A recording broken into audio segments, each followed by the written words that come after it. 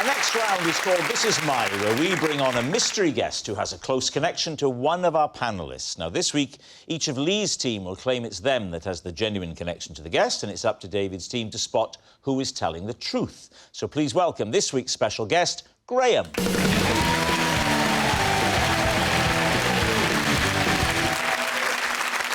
So, Bobby, what is Graham to you? So this is Graham.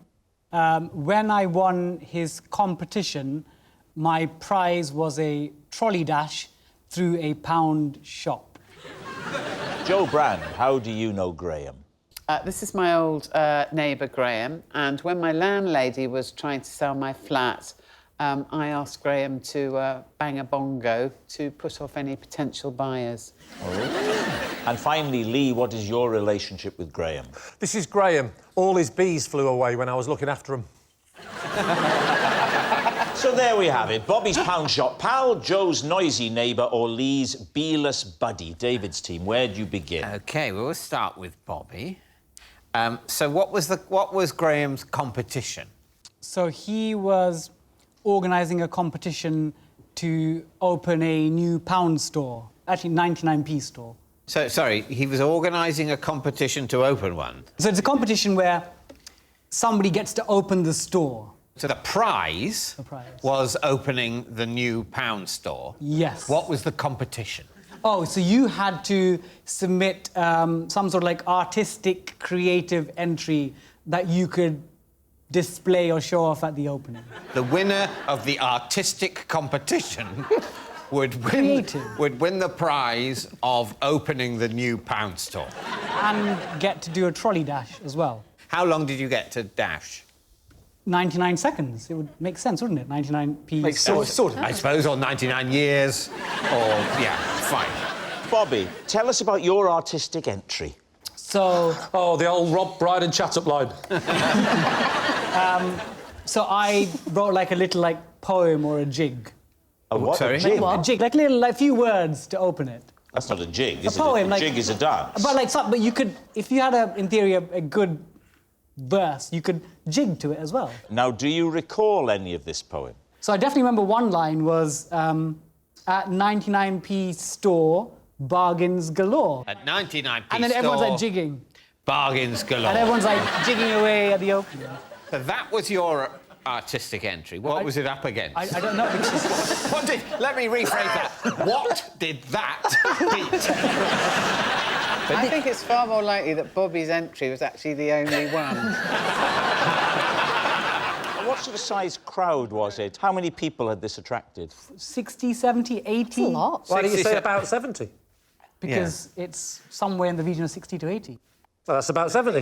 So, it could be, but it might be the lower end. Might be 60. So 60-plus people have gone... Maximum 80. Apparently they're opening a new pound store in the area, so that would be a great thing to do. Shall we go to that? I don't want to go. Haven't you heard? Someone's reading a poem. Get my coat. Yes, it's quite... It's not just a poem. It's one of those poems you're encouraged to jig around to. We'll never get in. It'll be packed. Oh, I don't know, 60 to 80, probably 59 plus, but maybe towards the lower end. Let's go, darling. All right, who next? Joe, Graham is your former neighbour, is that right? Yes, Graham is my former neighbour, and my landlady wanted to sell the flat I was living in, so I enlisted the help of Graham to just make it sound, obviously, like there was loads of noise all the time to put off the buyers. So he would just listen out for when people were being shown round? No, well, she would tell me when people were coming to look round. Yeah. Joe, didn't she think it was maybe a bad idea to let you be the person who shows people around? Because, like, you're not incentivised to try and make it look nice because you're going to lose your home if it's sold. It happens more than you think in supermarkets. There are people at the supermarket showing you how to use the automatic checkout. Yeah. And you go, well, that's a turkey voting for Christmas, isn't it? Yeah. Did he have the bongos, or did you have to supply them? He had decorative bongos, which which I never really heard him play very much. Is that like a male version of Vajazzled? I'd like the decorative bongos, please. So did any of the prospective buyers be like, oh, That's a nightmare. Does that go on often? Like, did they fall for it? It worked a treat. Not one single one said, really love a bit of bongos above my head of an evening. And why was Graham so keen to help? Because we knew each other. I'd have played the bongos for him if he'd asked me, so... Honestly, a bottle of wine's enough.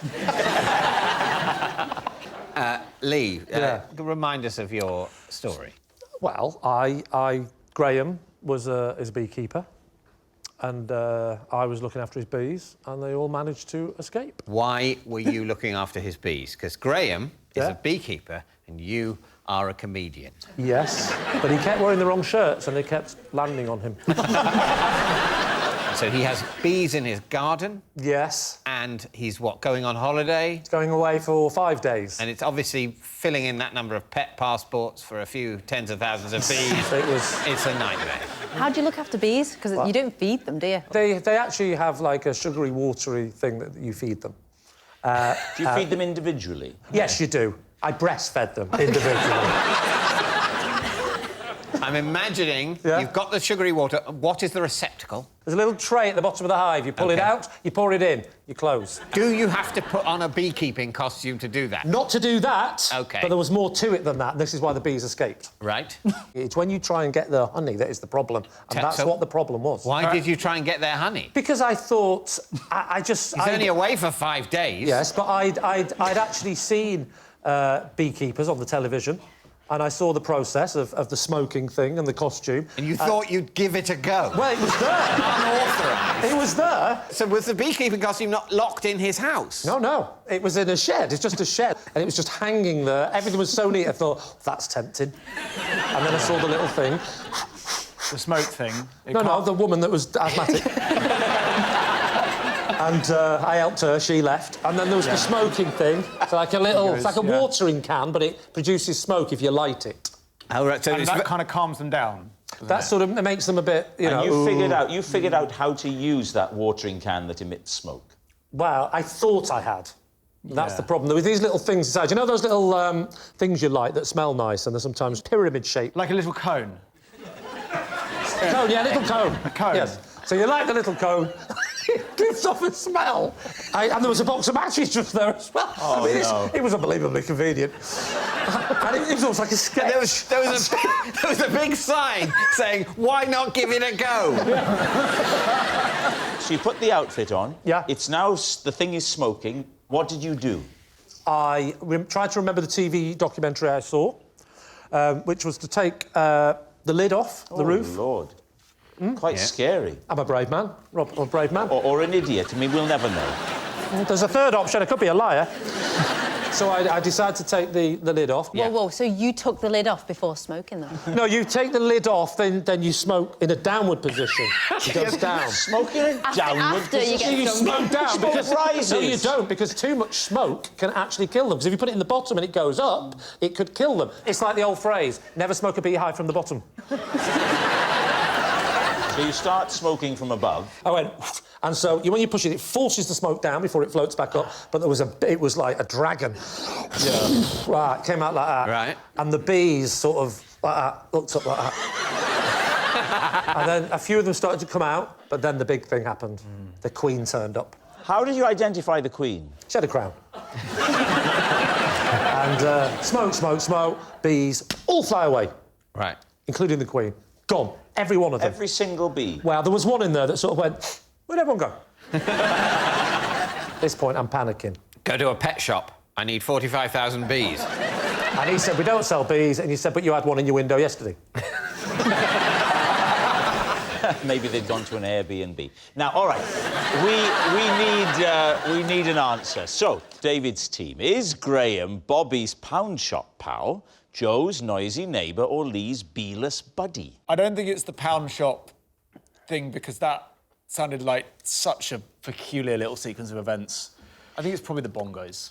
You think it's probably the bongos? What do you... Yeah, I like the bongo story. Although I think he could be a beekeeper. So what are you going to settle on, then? I'm feeling the bongo story. It's unlikely, but it's got to be the most likely. You're going for the bongos. Graham, would you please reveal your true identity? I'm Graham, and I let Bobby go on a trolley dash. Yes, and we have a picture from the local newspaper to prove this. Look, there he is. Wow. Yes, Graham is Bobby's pound shop pal. Thank you very much, Graham. So please welcome this week's special guest, Christina.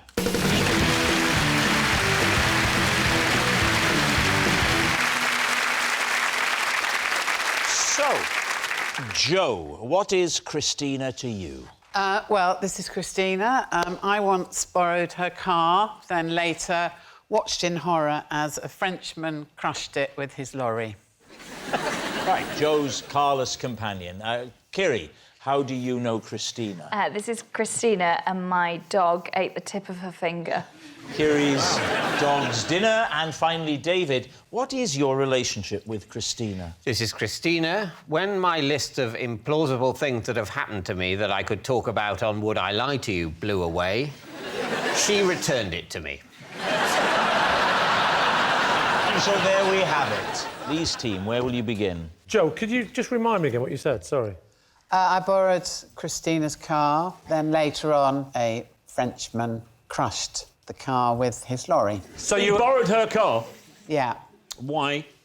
Because I had to go to a gig in Nottingham.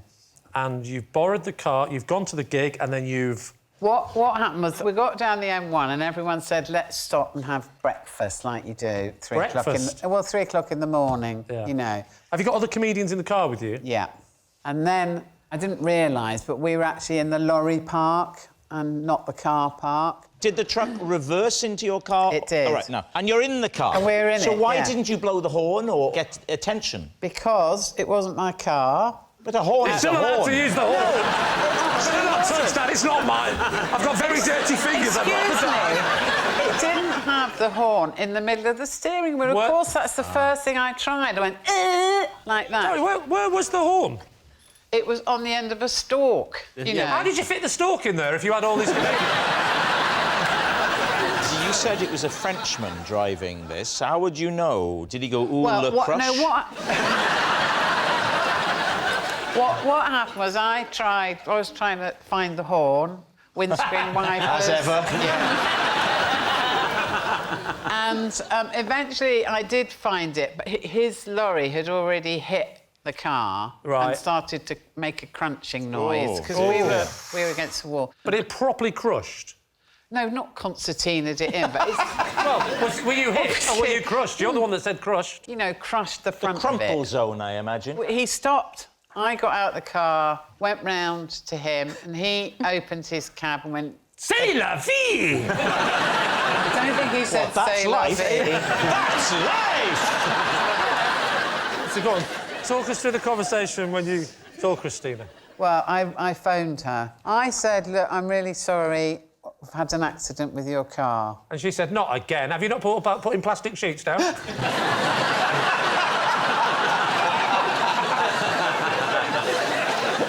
So the upshot of it was that I actually did manage to drive it home. It had the grill had sort of half fallen off. And you drove home like that? Sorry, were you comedians or clowns? Oh, no!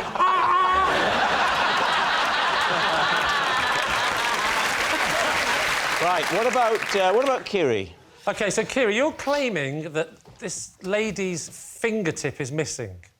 Yeah. It's an interesting one, this, because she is covering her hand, but she would have been told to do that to give her lie a chance if she's lying. Cunning. Yeah. Is she a friend of yours? She's my auntie. Were you there when it happened? Yeah. Where was it? It was in her kitchen. In her kitchen. Your dog? Yeah. What sort of dog have you got? I've got Jack Russell. Little Jack Russell? Why are you saying it like he's a little cute? He's taking someone's finger off. It wasn't his fault. He didn't think it was a finger when he ate it. What did he think it was? Ate it? Did he gulp it down? Yeah. Sorry, how much of the finger are we talking here? So she was peeling potatoes. Right. But she was doing it too fast and she had her finger out like that. And then she was doing it really quickly and I was talking to her, so she was distracted. And she just went like that, and then a big curl of her finger That can happen, though. Well, hang on. So now you're saying she didn't... So it wasn't the end of the finger, it was the sort of fleshy bit. Yeah, so like the tip came off. Ooh. And you're then it Jack just... Russell, like a shark. Smelt the blood in the air, leapt up. And I'm presuming there was blood splurting everywhere. Yeah, there was a lot of blood. And what happens next? What did you do? I didn't do anything. I was just panicking. Because you thought, there's not going to be no chips now? So my dad got like loads and loads of kitchen roll and just like held it down and then took her to A&E and she got some stitches. And the dog's still doing all right? The dog's dead. It's not... Really? That's a hell of a punishment. I'm not happy about the peeling technique. This away from you. Surely people peel towards them like that, huh? What? Yeah. No. I peel towards. You I pull peel towards. towards. I do my carrots the other way. Enough of the filth. Right, now then, what about David's? So remind us again, David. Well, this is Christina. Hi, Christina. Give us a wave.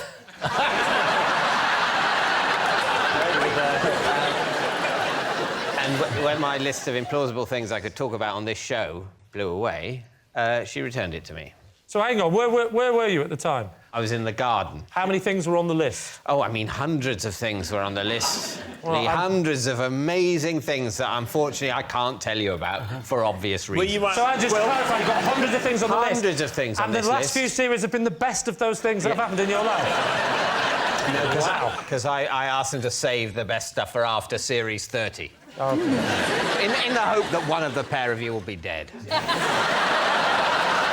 You're in the garden to that Yeah, I've moment. been copying the list out onto a fresh piece of paper. From what? From an older piece of paper that had become... You're far more meticulous about this show than I am. Yes.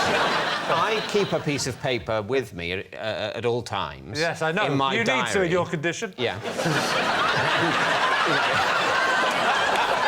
Anyway, it'd been folded up in my diary, and I've been adding these amazing, brilliant anecdotes which fans of the show will be familiar with. Where does it blow to? Over the wall. Your heart must have gone into your mouth when you saw all that magic disappear. Yeah, well, I thought this is a security issue. Of course. I don't want this blowing away in the world. Someone can photograph it, put it on social media, and there goes Series 31 to 36 of this show. Down the toilet, like the paper from the other pocket. And so it blows over the wall. So is this lady your neighbour? No. Beyond the wall at the bottom of the house Yes. is some allotments. Oh. And was she allotting at that time? She was allotting. Do you run down, scamper down? Well, it blew initially. It rested briefly on a marrow. On a, as you rightly say, on a quivering marrow. Rested on the lawn, and then another, so I ambled towards it in quite a relaxed manner, which I later came to regret, because a second gust of wind took it right over the wall into the allotment. How high is the wall? 100 feet. Wow. Let's have another guess. Sure. Thank God for that trampoline. It's quite a tall wall. Right. Is it taller than you? Not 100 feet. That's an exaggeration. OK. So suddenly Christina is just happily in her allotment and she sees your ghostly head rising above a high wall. What a horrible experience. Well, I certainly do look disgusting. But the upshot was... She passed you the piece of paper? She consented to go and pick up the piece of Were you paper. not tempted at that and point, pass it to given me? you're so high up on the fence, to just jump the wall and go and get it? No. So what was the chain of events that ended up with Christina and you becoming friends? Did you say, oh, you handed that sheet of paper over ever so lovely, do you fancy ever meeting up for a cup of tea? No, we've never met up for a cup of tea. So why is Christina here? Have you never seen this show before? All right. We need an answer. So, Lee's team, is Christina Joe's carless companion, Kiri's dog's dinner, or David's helpful hero? I think it's Kiri's dog's dinner. Why?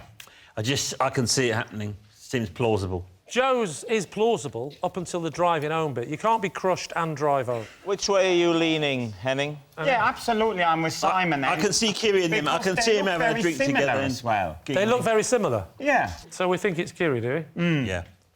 OK. You're going to say that it's Kiri and the finger and the dog? OK. Christina, would you please reveal your true identity? I'm Christina, and Joe wrecked my car.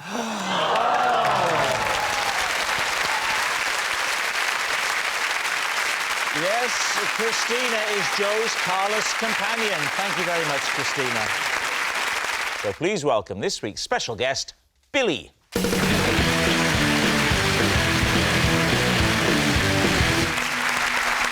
So, Ed, what is Billy to you?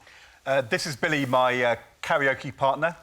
When I let rip as Lionel Richie, he was my Diana Ross. Joe, how do you know Billy? This is my neighbour, Billy. I once stole his wheelie bin, then texted him instead of my husband to tell him what I'd done.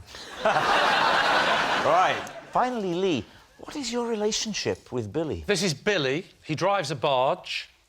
And once, whilst I was enjoying a view from a bridge, I accidentally dropped my ice cream on his head. There we have it. So, is Billy Ed's karaoke companion, Joe's dustbin donor, or Lee's sticky skipper? David's team, where do you want to begin? We'll start with Ed. What was the karaoke occasion? It was a event at the Labour Party conference in Manchester. What is Billy politically? He's involved in the trade union movement. Oh. All right. Oh. And did you know him before? Of course, yeah. And you were singing what song? Endless Love. Endless Love. OK. Can you do it now?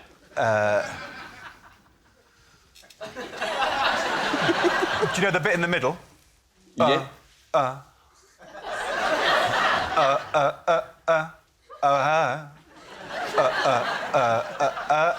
It's not the version of Endless Love I know. I'm going to be honest. Well, have you not heard the Morse code version before? You know it's a ballad, don't you, Endless Love? It's a slow ballad. You see, I don't know anything about music, as you know. I disapprove of it. But Endless Love I've heard of as a song, and I reckon if I heard it, I would recognise it. That hasn't happened yet. And you said that you were Lionel Richie and that Billy was Diana Ross. It's a difficult leap to make, to picture Billy. I mean, he's not a natural Diana Ross, is he? No. We don't know what Billy sounds like. That's the great handicap. Or, indeed, what Diana Ross looks like off stage. But when you were doing this, how many people were there? About 250. And you sang in front of 250 people? Yeah. Goodness me, all right. And they call for more. More what? Drink. Or drink. So this is like an evening event at the Labour Party conference? Yeah, in 2010. So who's there? Is it? It was at the end of the Labour leadership election campaign. Yeah. And I didn't win the election, but we had the best end-of-campaign party by far. Well, that's the main thing, isn't it? Perhaps you'd expected... The thing is, you shouldn't start planning the end-of-campaign party too early. Maybe the more slapdash end-of-campaign parties are, ironically, at the end of the more focused campaign. All right, so who would you like to quiz next? Joe, he is your neighbour. Yeah. I've been to your house. Yeah. I never saw him. He was out with his mates, Stan and Fred. They were doing the Supremes that night. Why did you target Billy's bin? Because, actually, in the past, Billy had taken our bin. Oh. Had you been binless since Billy stole your bin? No, he swapped them over, because our bin's nicer than his.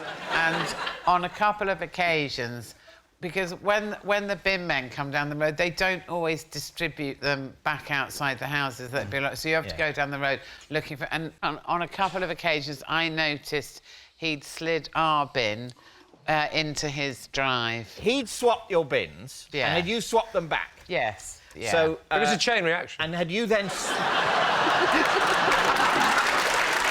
Brilliant. Brilliant. I know what Dave is going to ask. Why did I steal Billy's manky bin? Yes! Yeah. Just for the hell of it, for a joke. I just took it, right, and I hid it. Explain the text message thing. I didn't quite grasp that. Well, I meant to send a text to my husband saying, Guess what? I've just stolen Billy's bin, so knickers to him. Sorry, Billy. And unfortunately, I sent it to him. Joe's husband is called Bernie, and he is called Billy. So it is possible that they are close on her phone. Yes, that's very good. That is very good. Are you friends with Billy? I thought you were going to say you're friends with Bernie. No, not really. Not anymore, no. I'm not too close to Bernie, but I'm a bit too close to Billy. And how did he react? Once you'd sent the text to him, did he respond to you? How did it go? Yeah, he texted back, I don't think this is meant for me. Right. I think here's the problem. I think Joe has definitely done this with someone in her neighbourhood, but is it Billy? Whereas... I don't know if it's him. Whereas Lee definitely hasn't dropped an ice cream on a barge.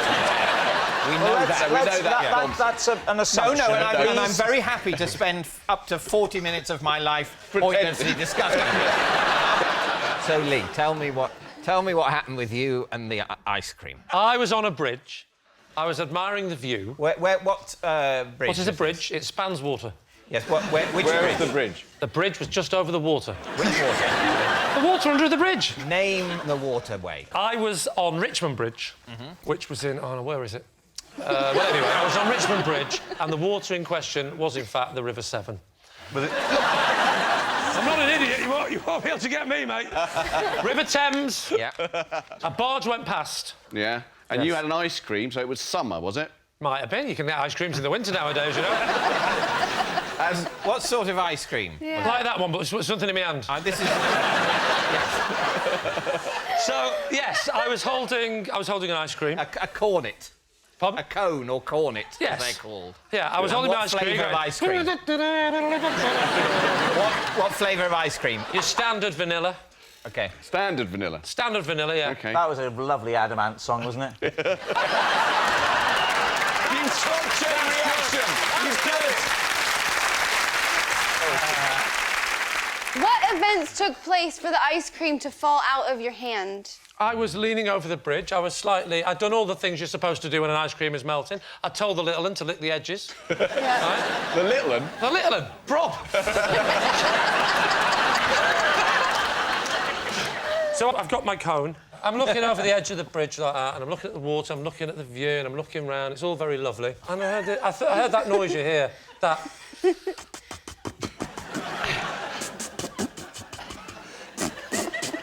And, of course, it was Rob speaking Welsh. And...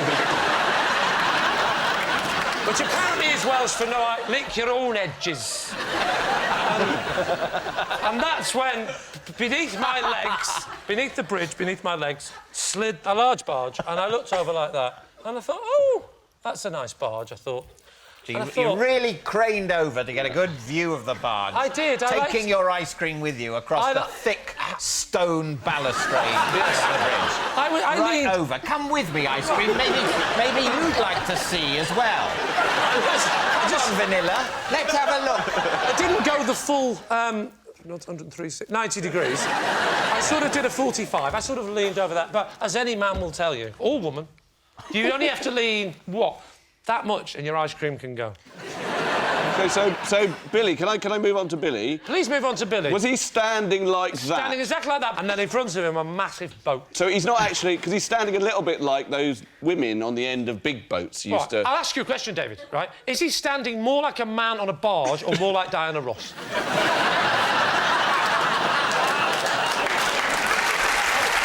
All right. We need an answer. So...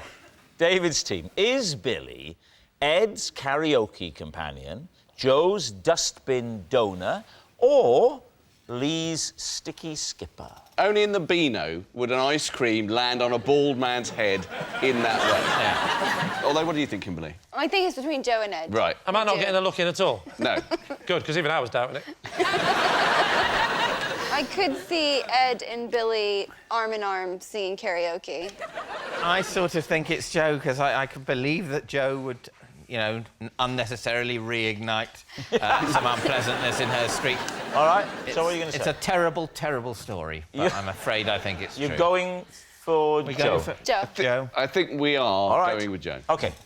Billy, would you please reveal your true identity. I am Billy, and I was the Diana Ross to my Lionel Richie. Yes.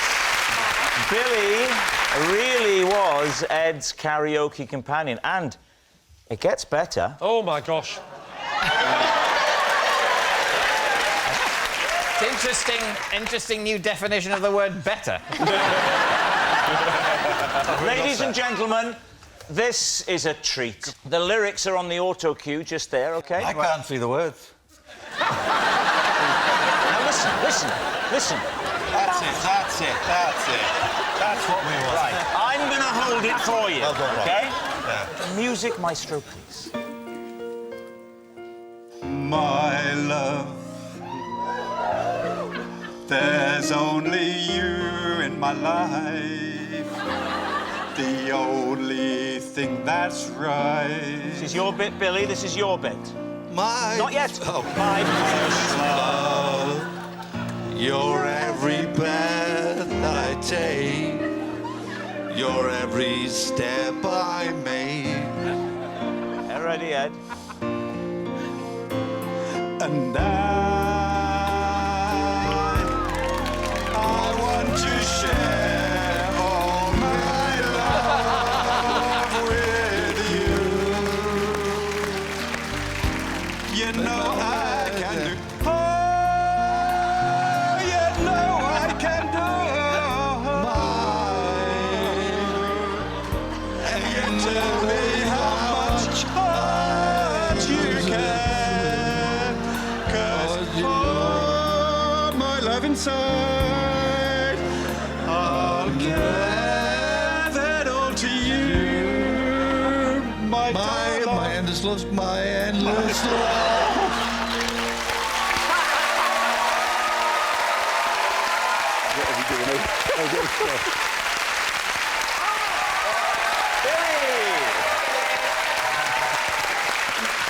So please welcome this week's special guest, Mick.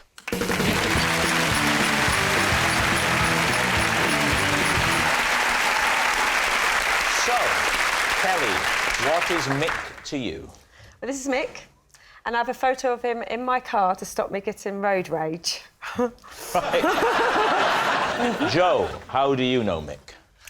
This is Mick, and when we were bell ringing together in church, he was responsible for me being hoisted 20 foot up in the air. And Lee, what's your relationship with Mick? This is Mick. His surname is Partridge, and I once had to rescue him when he was stuck up a pear tree. So, there we have it. David, where do you want to start? OK. Can you do me a favour? Can you start with these two, because I might need a while. Kelly, why have you got a photo of Mick to avoid road rage? How does that help? Mick's known me for a long, long time. So he used to have to calm me down quite a lot on the track, and then he used to come and watch some of the races, because obviously when you're a young kid, you get your family members and friends and things to come. And so, because Mick used to always make me smile when I was stressed, he gave me this one photo. And what is he doing in the photo? Smiling. Is he wearing anything, or...? Well, luckily, it's just a headshot. Do you ever get road rage, Ruth? Is that something that affects you? I do get annoyed, but I don't show any anger or rage. I tend to just smile or blow a kiss or wave at them in an annoying fashion. In an ironic... Ironic man. Yeah. David, I would imagine you're an absolute brute at the wheel. I am not legally allowed to drive a car. Oh. Does that mean you drive a car illegally? No, I haven't... what's the expression? Passed your test? Yeah, that's it. Passed your test. But have you ever had lessons? Oh, yeah. Ineffective in terms of engendering in my brain the knowledge of how to drive. How many lessons did you have? Up to 45,000. OK. Who would you like to quiz next? So, Joe, bell ringing. Yeah. Are you a keen bell ringer? Not anymore. Were you a keen bell ringer? I was never really that keen on it, if I'm honest. Have you ever been bell ringing? I have been bell ringing. Where was it, and why did you give it a go? It was in a church, David. Yeah. What was the church called? I can't remember, actually. Saint somethings. No, that narrows it down. Can you remember where it was? Yeah, it was in a village in Kent. OK, that's plausible. If she'd said North Korea, we could have questioned it. What was the scene? Well, picture the scene for us. Well, what happened was I had been to church a few times. I didn't like it. So when was this? What age were you? About 12. Right. And so I could either have gone in the church choir or been a bell ringer. And what happened? What did Mick do that led to Well, this? it was a sort of prank that used to be played on new ringers. And what happened was that Mick said to me, "Can you hold this a minute?" And I just put my hand up without looking, held onto the rope and just went like that, right, You went 20 up in the air. feet up in the air. Yes, I did. How old was Mick then? A couple of years older than me. So you were about 12, he was sort of 14.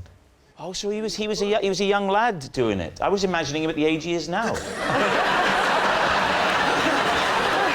It's before the service. You're doing the pre-service bell ringing. Yeah. Why aren't you on your own bell rope? What are you doing there that you're able to respond to his call, you know, grab hold of this? Which is a dangerous thing to respond to without looking in all sorts of circumstances. Not quite as dangerous as your impression of bell ringing, which looks more like cow milking. You're going like this. Sorry, I'm no sort of mime, but what is it more like that? Is that more like it? Happy Christmas! You have to get it from one position to another position, and while you're doing that, that's when it's dangerous. And how do you do that? Is that using the rope, sort of, you yank it along with the rope? You have to pull the rope in a particular way. Well, it'd be a nice chance for you to demonstrate how you pull it. Well, when you're actually ringing a bell properly, you start by putting your hand up and getting the end of the bell rope, which is about that far above your head. You pull that down and you catch the fluffy bit, and then you pull that down with both hands, then you let go one hand and let it go right up, so it's like that. So that's ringing a bell. In order to get the bell in the right position, you pull it like this. And as you pull it... That's why he married me. Now, what about Lee and his claim? Yeah, no, that's not true. OK, what was he doing up the pear tree, Lee? He was rescuing a cat. No further questions. Where was the pear tree? Next to the cat. The pear tree was in the grounds of a pub. OK, and this was like in the beer garden? We were having drinks outside in the beer garden. Yeah. We had a bit too many. We went back inside. It got dark, got late, and then we were staying in a local hotel. Everyone was going out to get the taxis home, and that's when I heard a scream. Help! What a pear tree! And, I thought, what? I remember saying, hark. Did you know Mick? Was he one of your friends who'd gone to the pub? Mick, it turns out, I never met him before in my life. Mick, it turns out, was the landlord of the pub. Right. Right. And which answers the question why we weren't getting served, but we'll forget that for a minute. Yeah. How big a tree was it, Lee, and how high was Mick? The pear tree was quite high, I would say. Using Mick as a measurement of 1, I would say it was about 5 Micks. How did you actually rescue him? So I shouted up, "What are you doing up there, mate?" And he said, well, this is what I heard at the time. Hey, mate, came up to her. I said, "You'd have to shout, mate, you're 5 Micks up." He's right at the top. It's a 5 Mick tree and he's right at the top. Yeah, I was thinking he'd be about 3.5 Micks. Yeah. Well, to be fair, though, it was sort of lying on the branch, so his head was only 4 Micks and a bit high. Right. And he said, well, go and get help. So I said, well, have you got any ladders? He said, yes. And I said, right, well, good luck. And off I went. But how had he got up there? How did he manage to get up there in the first place? How did he manage? Well, he clambered up. So the cat was, it turns out, was at the top of the tree, right at the top. I'm talking 5.5 Micks because there was a thin branch on the top. So he's basically... A pear tree is full of... Pears. That's the word. For a very brief period of the year. Yes. Yes, Is he up there at... Well, would you believe that this cat was partial to a pear? So it wouldn't have happened any other time. He says he's always like this, his country bloke. Always like this, he is. But he wouldn't go for a near pear, not Or one of the many that drop on the floor. Not one that had fallen. David, it was the last pear. He'd eaten the others. So it wasn't full of pears, there was only one pear It was full at of the top, no. like an angel. He was full of pears when he started climbing. He'd been up there for 2.5 seasons. So off I went and got the ladder, clambered up the first bit of the ladder, and I just sort of helped Mick down onto the ladder, and we became lovers. So no question. All right, well, we need an answer. So David's team is Mick, Kelly's calming companion, Joe's bell-ringing buddy, or Lee's partridge in a pear tree? I think it's Joe that's telling the truth. Do you know why? Because of her rope action. You think it's Joe? Yeah, and I don't know what it would take to calm you down, Dame Kelly. I don't think Mick is the answer, though. Oh. He looks calm now. You want to see him on the top of a pear tree gripping a cat. Absolutely in bits. What are you thinking, David? I think it's Joe, that's what I think. You think the bell ringing? Ruth thinks possibly bell ringing. Bill? Yeah, I'll go with bell The ringing. bell for Bill. Yeah. OK. Right. They all think it's Joe. Mick, would you please reveal your true identity? My name is Mick, and I was responsible for Joe being hoisted 20 feet off of the ground. Yes, Mick is Joe's bell-ringing buddy. Thank you very much, Mick. Thank you. So please welcome this week's special guest, Andy.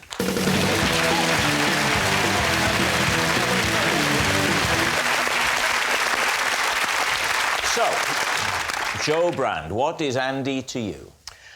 Sandy, and he once helped me break into an ex-boyfriend's house through the dog flap so I could steal all his pants.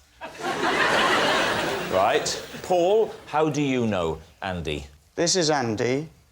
He is a great believer in telekinesis, and together we conduct experiments to try and move objects with the power of our minds. OK, and finally, David, what's your relationship with Andy? This is Andy. I once accidentally nudged him into a fountain whilst trying to take a photo of a tank.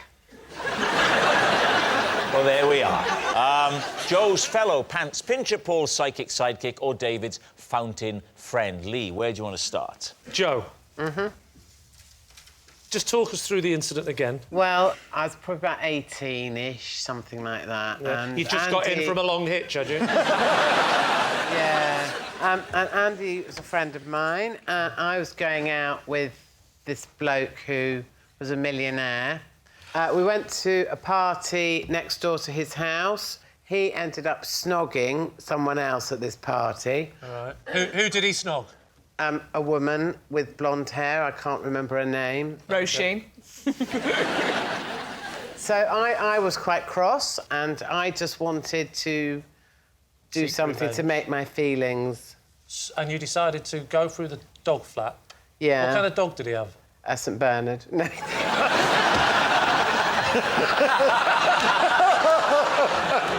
No, he had a fat Scotty dog. Like a Highland Terrier? Yeah. They're tiny. I know, but I was thin at the time, so I used to be thin when I was might a have been teenager. thick, but you weren't, like, 1 foot high. Terriers are like big I didn't cats. walk straight through the...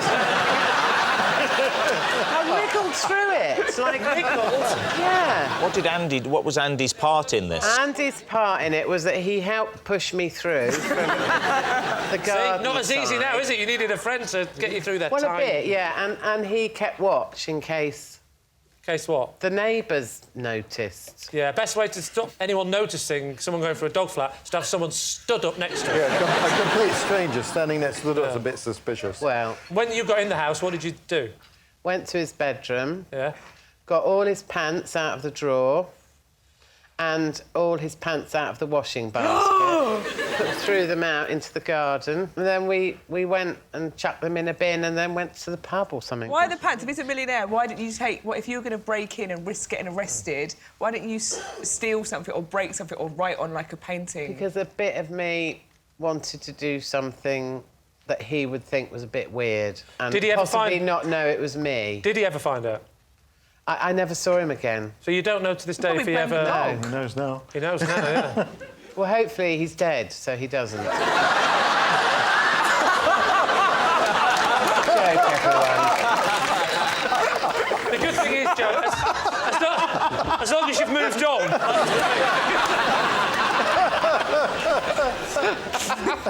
Blimey.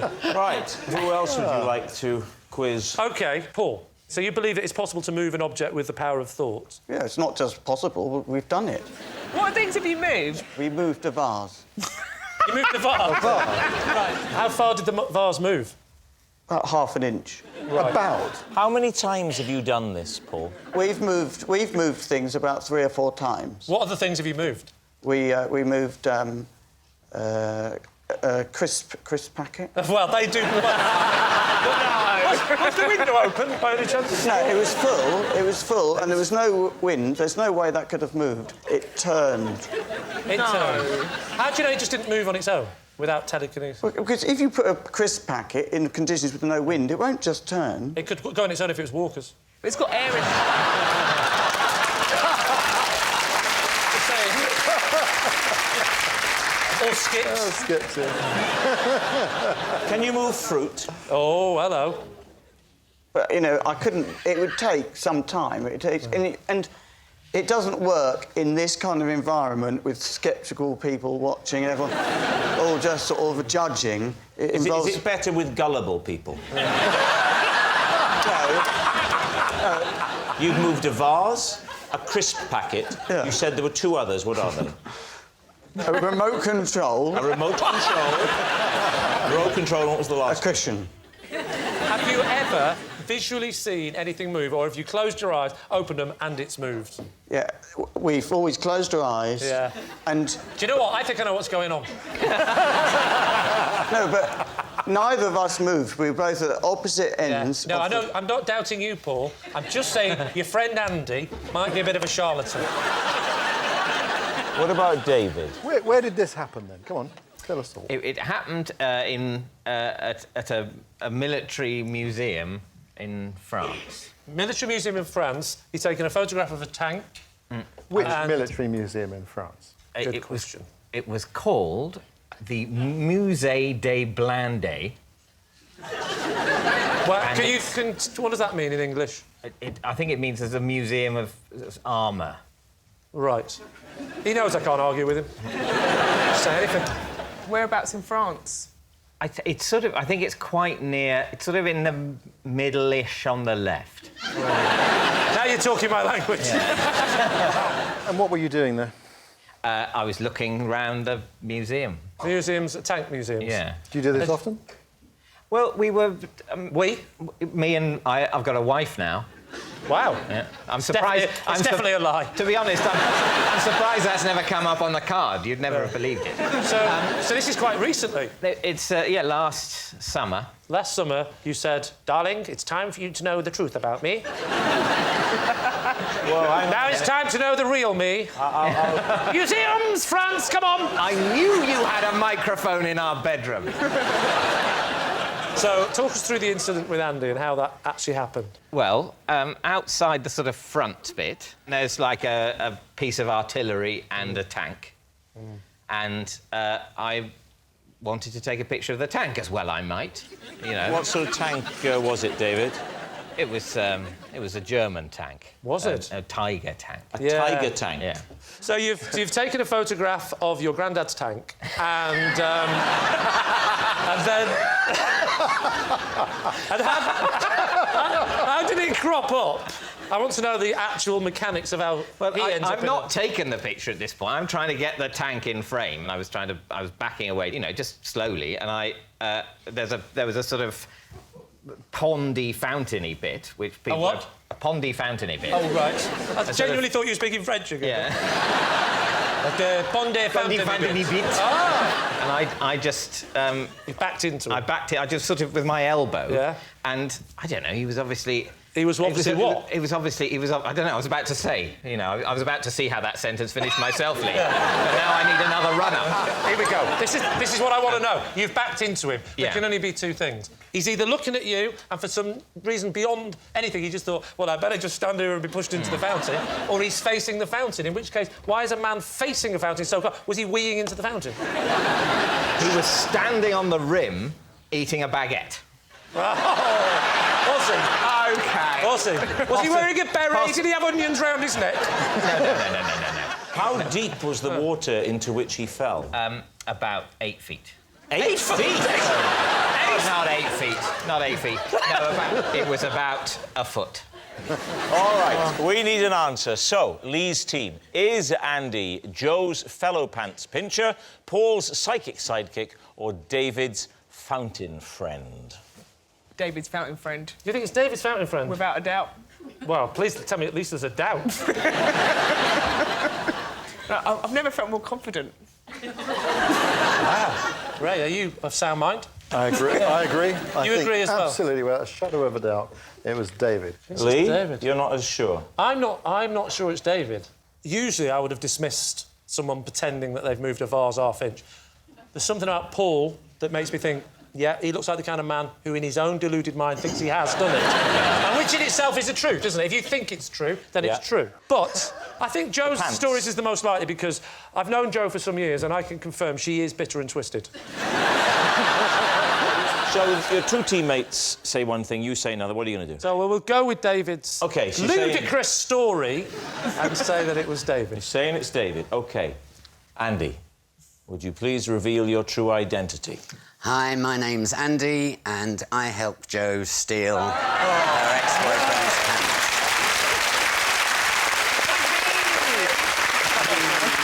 Ladies and gentlemen, Andy, thank you very much. Please welcome this week's special guest, Liz. Welcome,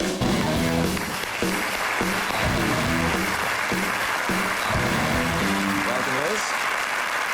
So, I'll start with you, Jo. What is Liz to you?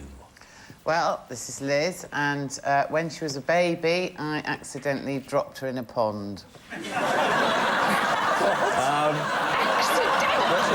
There will be time. There will be time. Larry, would you tell us what Liz is to you? This is Liz, who taught me basic bar skills before I went to work in the Queen Vic. OK. And, David, what is Liz's connection with you? This is Liz, and together we are writing a guide to the castles of Britain. Seemingly plausible.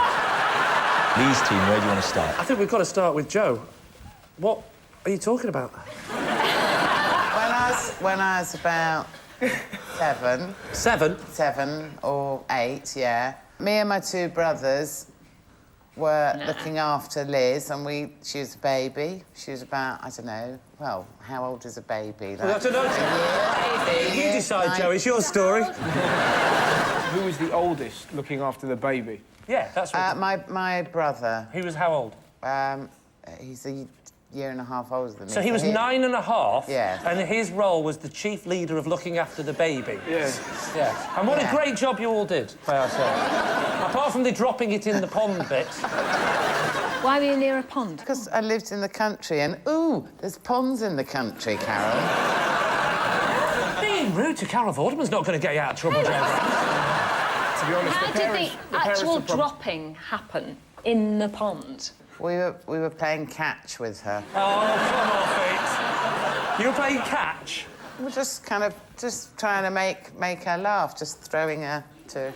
Right. I think we should move on to castles. I absolutely think we should move on to castles. Yeah. with the first question, what's your favourite and why, Dave? I have two favourite castles, and they're because castles I discovered as a child. Right. And they, not on my own, they've been previously discovered by, One is a castle in Wales, in the Mumbles, near Swansea, and that's called Oystermouth Castle. It's called what? Oystermouth Castle. I can vouch for that. Yeah, but hang on, what are you thinking But vouch what for? kind of castle is that? That's a sort of Norman...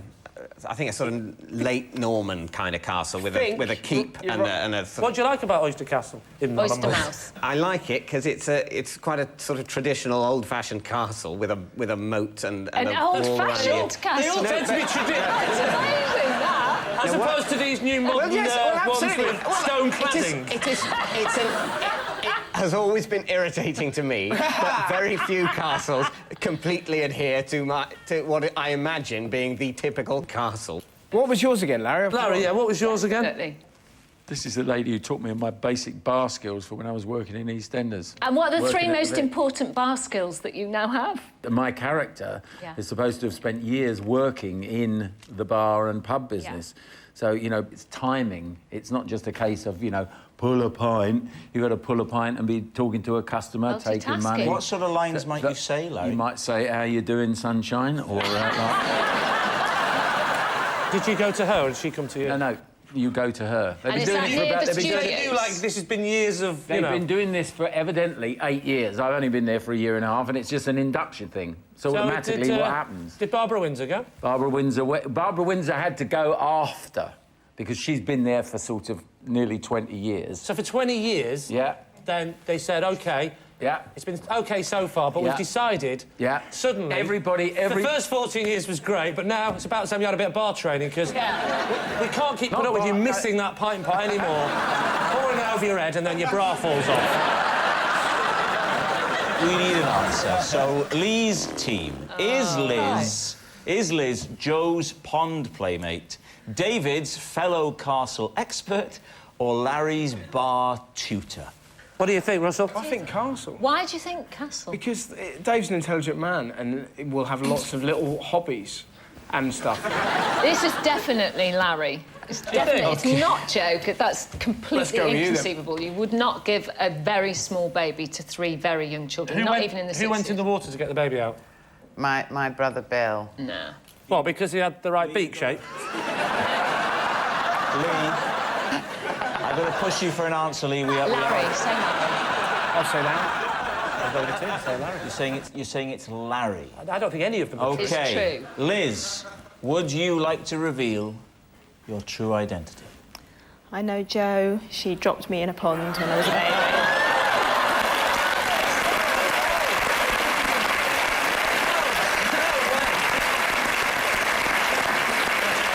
Yes. We've actually got a photo of the two of you together. Got that fear in her face. Liz, congratulations. I don't know why I'm congratulating you for being thrown into a pond. And thank you so much for coming. Liz. Yes. It's actually true. Liz was dropped in a pond as a baby, and it was Joe who accidentally dropped her. And then accidentally skipped away laughing. She also accidentally strapped her to a breeze block and tied her up in a sack full of kittens. But that's Joe, ever so clumsy.